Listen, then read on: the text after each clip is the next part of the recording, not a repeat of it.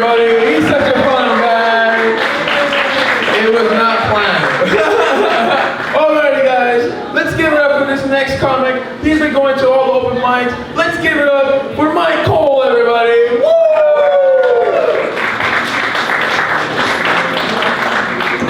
What up, y'all? What's good? I'm trying to be a little more enthusiastic on stage. You know, I used to come up and I'd be like, kind of just tell jokes, stand here all still, a little nervous. You know, I'm trying to be a little more hype. It's not the cocaine. I swear I'm not on cocaine. I promise you, not this time. I just try to be a little more lively. I have been losing a lot of weight lately. I went from like 250 to 190. 3X shirt to XL, pushing almost large now. Also, not the cocaine, I swear. It's the meth, though. It is meth. No, I've been working out a lot. If you knew me beforehand, you would be able to tell I was a lot bigger. Now, I'm a lot smaller. My head's still big. You probably didn't know that, but when I was going to point it out now, you can tell that my head is very huge. Size 8 fitted hat, that's why I wear snapbacks. I know, yeah. But hopefully one day my head will get smaller also with this working out thing I'm doing. So this dude had a whole teacher set, right? A whole set about being a teacher. Good thing you weren't here last month. I had a whole set about school shooters last month. That's true too. If you weren't here last month, you remember I told the whole story about how I got kicked out of school for making jokes about being a school shooter. But, it's a whole set though. I'll save you the future trauma. The cool part about Arizona though is I'm from California originally. I was born and raised in San Diego.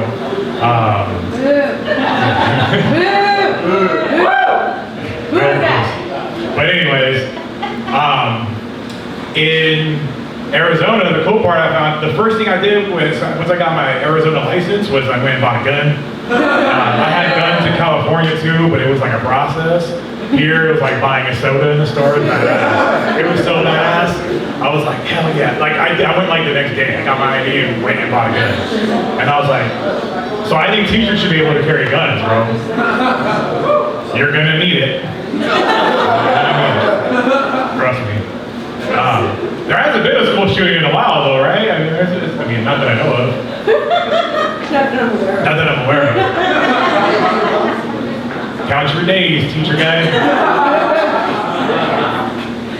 When you were doing your whole set, I was sitting there like, oh, I can't wait to go up because I never really do like groundwork things, but you give me some good practice over here. Hopefully you don't need to practice shooting. So another thing about myself is I'm a kidney failure patient. I have kidney failure. That's not a joke. Even though Polly's laughing over there, it's not a joke. It's true. It's true. I know. The other day I was hanging out with Polly and I had to explain to him a bunch of things about kidney failure. But yeah, I'm on dialysis for it. The reason I tell people that is because I say a lot of offensive things in my set, and if you do get mad and easily offended, just remember I'm probably going to die before you are. So remember that. Try not to fight me if you get pissed. Life is fighting me already. You know what I'm saying? I won't go nowhere. Remember that. Don't worry, I don't have my gun on me. Don't worry. It's in my car. Speaking of that though, the one thing I learned about, so when I got out of the hospital a year and a half ago when I was diagnosed with that, I was really weak. And it took me like, I would go to the store for like 20 minutes and I'd be fatigued, you know what I mean? And I had to work my way up to like working out a lot, I jog and everything like that. It took a while to work my way up to it. But when I was going to the store when I got out of the hospital, I could get a handicap placard, but I never got one, but I could. I qualified for them. But I don't need it. And then when I was going to the store though, I was like, man, why do people in wheelchairs get to park in the front? Like, you're in a wheelchair, you can, the worst thing about parking in the fucking back is having to walk to the store. If you're in a wheelchair, you can just roll your way into the store, bro. If anything, I think you should be parking in the back. It's like going to the fucking amusement parks, they get to skip the line. Like, what the fuck, the worst part about standing in line is standing in line. But you get to skip the line, you're in a wheelchair. Sorry if you have any, I know at least one of you like has a relative in a wheelchair, sorry. But what the fuck are you doing at Disneyland anyways, you know what I'm saying? So the other day I was looking up, I found this video and it was talking, I'm a big history guy, right? And it was talking about in England in 1895, it was becoming such a nuisance that husbands were beating their wives. Like it was like a public disturbance. This is true. It was becoming a public disturbance of the noise complaints and stuff like that of husbands beating their wives late at night. So they, instead of making it illegal to beat your wife, they made it a law that you can't beat your wife from 10 p.m. to 7 a.m. Can you imagine the dudes that regularly beat their wives were pissed and they were like, this is a fucking outrage. What is this, Nazi Germany? We can't beat our wives? Nazi Germany wasn't around yet, but you know, you get it. Can't beat our wives around here? What kind of fucking country is this? Or can you imagine what those late night arguments were like? They were like, bitch, you're lucky it's 11 p.m. right now, or else I fucking rock you right now. You better count your fucking days, because once fucking 7 a.m. rolls around, your days are done right here.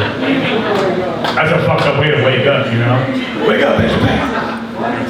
But also, I don't, alright, by the way, when I say bitch, I don't think females need to get mad. Because, like, unless you consider yourself a bitch, okay? Like, if you consider yourself a bitch, that's on you. You know what I'm saying? Because I'm not talking about all females. I like females. But if you're a bitch, that's like, chicks that get mad about that, they're like the equivalent of the dudes that go, where's my hug? Also, dudes, don't do that. Don't do that. Like that, where this girl's saying goodbye to everybody and she barely knows you and you're like, where's my hug? Don't do that shit. And don't get mad if people say the word bitch either. So,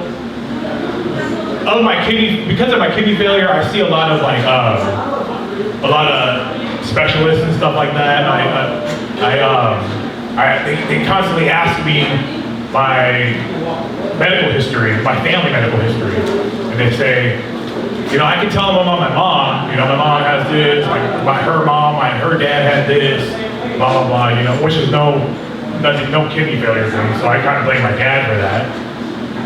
Possibly, but I didn't grow up with my dad, so I can't tell them anything about my dad. So when they ask me about my dad's family side, I'm like, I don't know. I didn't grow up with my dad. And I'm like, this is what black people must feel like when they get asked that question in the fucking hospital. But don't get mad, because I really did grow up with my dad, so I feel you guys.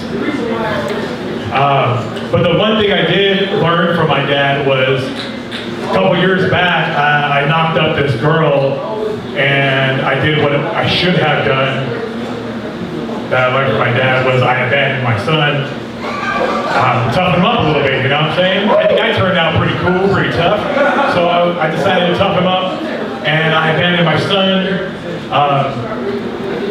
I'm just kidding, by the way. I don't know if it was a son, it could have been a daughter. I was long gone before I found out.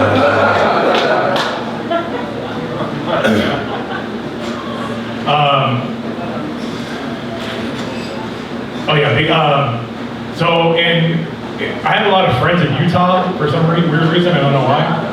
There's a thing called the Mormon roadblock. It's where they drive the same speed in a 2-lane road and you can't pass them up. It's called the Mormon roadblock. And if you've never done that, by the way, it's so fun. I got a super big thrill off of doing that now. So if you ever find a slow driver, just drive really slow next to them and piss everybody off behind you. It's super fun, by the way.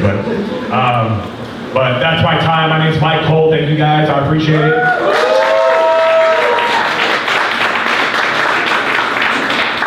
Give it up for Mike Kohl, everybody. Please don't be alarmed. Remember, he is dying. He's my friend.